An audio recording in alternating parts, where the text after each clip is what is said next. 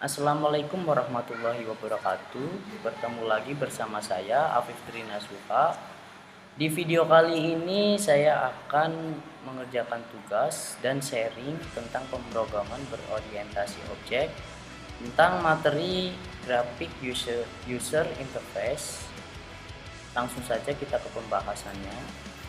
GUI atau Graphical User Interface adalah langkah instruksional yang sangat baik untuk mempelajari pemrograman berorientasi objek. Rancangan API pada pemrograman GUI adalah contoh yang sangat relevan tentang bagaimana Anda bisa menerapkan prinsip-prinsip berorientasi objek. Oke, untuk tugasnya sendiri, buatlah sebuah aplikasi untuk menghitung volume persegi panjang dengan menggunakan konsep OOP atau Object Oriented Programming. Aplikasi tersebut menggunakan GUI dengan tampilan sebagai berikut. Untuk panjang, lebar, tinggi, hasil volume, kita menggunakan kontainer JLabel. Untuk inputannya sendiri kita menggunakan text file, dan untuk tombol submitnya kita menggunakan button, dan untuk hasilnya sendiri kita menggunakan JLabel juga.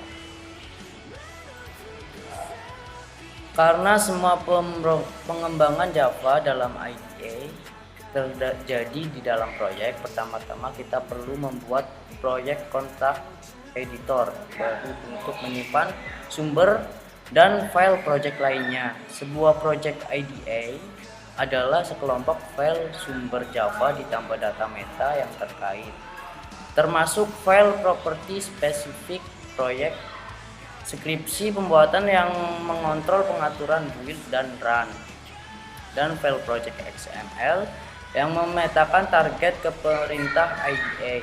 Sementara aplikasi Java sering terdiri dari beberapa proyek IDE. Untuk keperluan tutorial ini, kita akan membangun aplikasi sederhana yang disimpan sepenuhnya dalam satu proyek. Oke, di sini saya akan melanjutkan dari video-video sebelumnya atau pertemuan dari sebelumnya. Jadi kalau yang belum punya file project, silakan ikuti cara berikut ini. Pertama, kita buat sebuah project baru pada NetBeans IDE.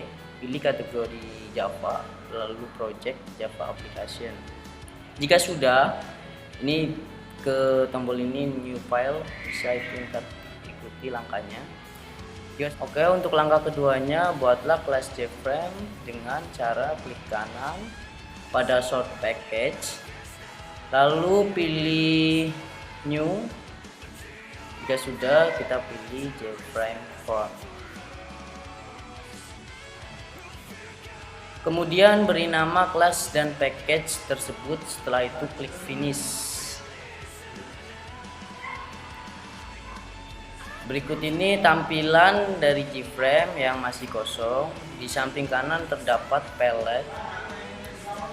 Palette yaitu kumpulan komponen yang bisa kita pasang pada layout JFrame, dan di bawah terdapat properties yang berfungsi untuk mengubah atau mengganti atribut pada komponen seperti nama, ukuran, warna, dan lain-lain.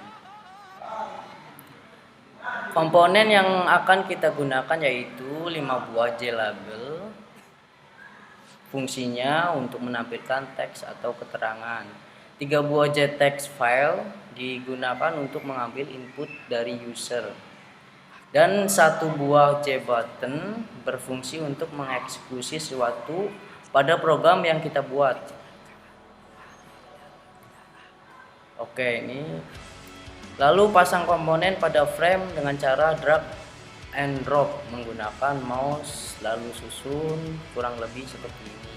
Jadi kita tuh bisa drag and drop doang, lalu susun. Ini contohnya.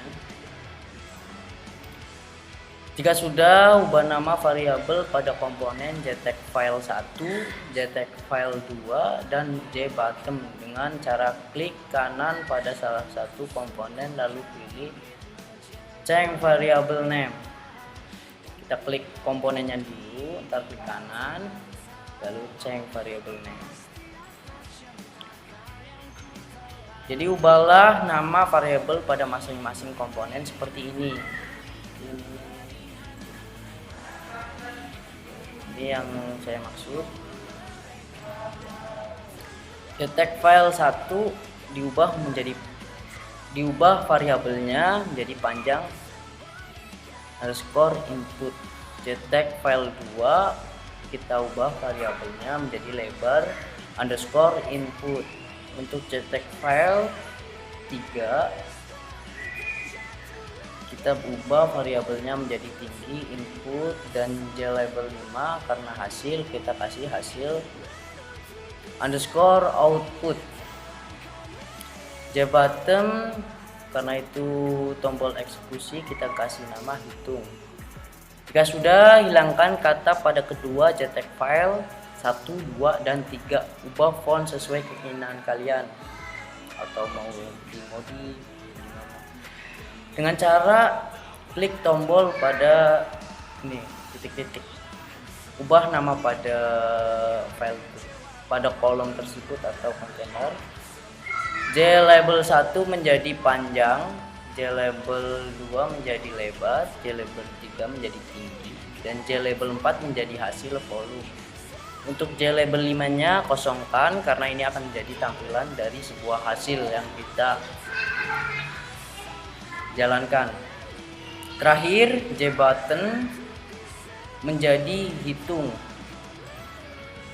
Oke, contohnya kurang lebih seperti ini. Kita tadi kan di sini kita JLabel 1 kita ubah menjadi panjang, JLabel 2 kita ubah menjadi lebar, JLabel 3 kita ubah menjadi tinggi, dan kita ubah ini biar kosong aja, dihapus.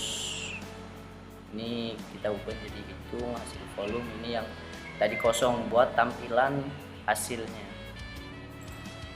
Oke, setelah urusan desainnya selesai, sekarang kita akan beralih pada shortcut. Caranya klik kanan search yang ada di samping desain. Ini kan tadi kita di area sini desain, kita klik ini aja search, maka tampilannya akan sebagai berikut. Langkah selanjutnya membuat konsep OOP atau Object Oriented Programming untuk menjalankan programnya. Langkah yang pertama kita harus membuat kelas. Ikuti langkah sebagai berikut. Kelas, kita bikin kelas hitung volume. Ini untuk variabelnya, klik float. Jadi float P panjang, float lebar, float T. Lalu kita return. Untuk rumusnya rumus menghitung volume dari persegi panjang, kalau nggak salah panjang kali lebar terus kali tinggi. Biar gampang kita masukkan aja, kita copy kode sebagai berikut. Jadi kita taruh di bawah package pertemuan 3 yang tadi itu. Oke, langkah selanjutnya. Jadi untuk menghitung volume ya ini yang saya tadi jelaskan.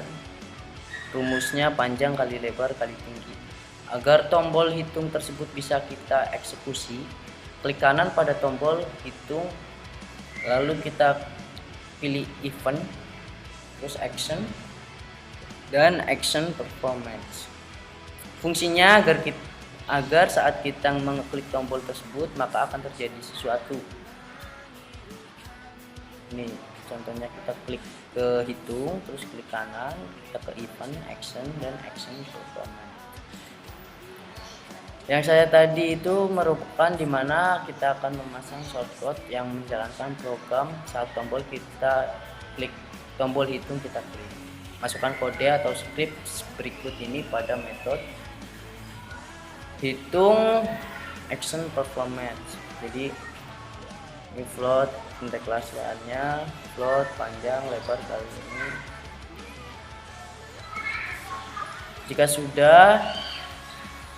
Jika sudah seperti ini, mari kita coba jalankan dengan cara kita klik ke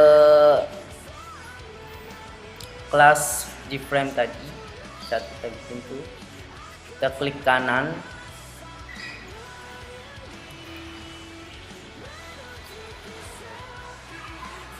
kita klik kanan terus cari run, atau biar gampang F6, pencet F6.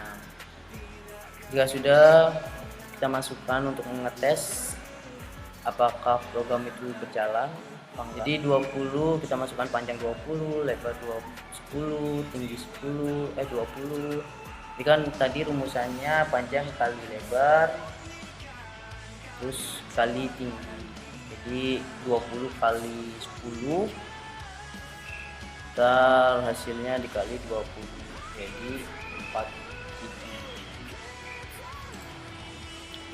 Tadi kita sudah mengetes project tersebut dan sekarang kita akan mengkompilasi project tersebut menjadi file berekstensi jar dengan cara klik tombol build main project atau clean and build main project. Jadi ini tombolnya yang bertanda palu sama sapu. Setelah dibuild, file jar tersebut tersimpan pada folder disk. Kalau kita menggunakan aplikasi NetBeans, otomatis kita akan dibuatkan file project NetBeans. Jadi folder tersebut terletak di mana kalian menyebarkan project tersebut. Sebagai contoh di bawah ini contohnya. Oke, cukup sekian penyampaian materi dan pembahasan dari saya. Apabila ada salah kata, mohon maaf. Wabillahi taufik wal hidayah. Assalamualaikum warahmatullahi wabarakatuh. See you.